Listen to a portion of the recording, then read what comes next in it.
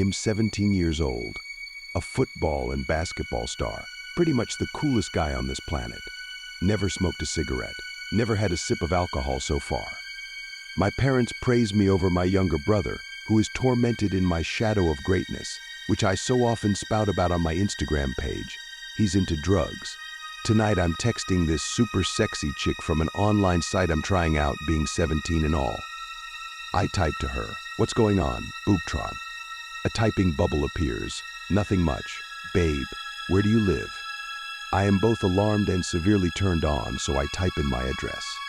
I look over my shoulder on my bed to listen for anyone still awake in my house. "I'll see you soon," she wrote back. I walk across the hall from my room and open my younger brother's door. I see he's asleep, and instead of telling him, I close his door and turn on a fan in the hall, so he doesn't hear me. A knock on the door. I panic that my parents hear the knock as I run downstairs and open the door. A 6'7" man with a bag over his head grabs me off my feet and closes the door behind me, carrying me in his arm to the black van he parked in front of the house.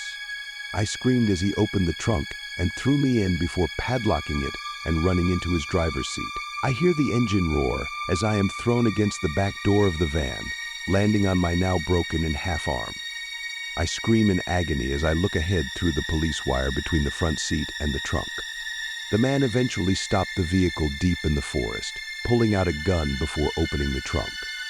He grabs my broken arm and forces it behind my back, and he handcuffs me. I begin to panic and kick my legs. He smashes his gun on my head, and I let out a scream of pain. I lay still as he duct tapes my legs together at the ankle. He tapes my mouth over last and leans me against the side of the trunk. He pulls out this generator-looking contraption from his passenger seat with a vacuum tube hosing into his hand, where a massive needle an inch wide is in his hand.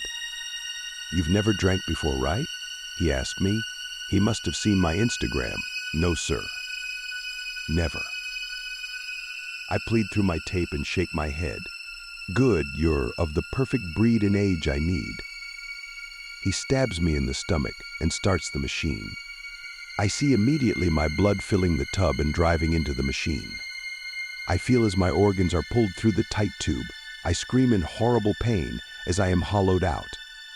The machine gets stuck on what feels like one of my kidneys. He snips the vein holding it to my body as the machine continues sucking the life out of me. I stop crying as he turns off the machine and drags me out of the van. I am empty, so little blood left. I somehow feel my head being dragged across the dirt road as he lifts up my light-skinned body up onto a metal railing. I hear water washing below me. I can barely hear my heart beat or feel anything. He pushes me off the railing, and a few seconds later I crash into the river below, where I sink to the peaceful floor.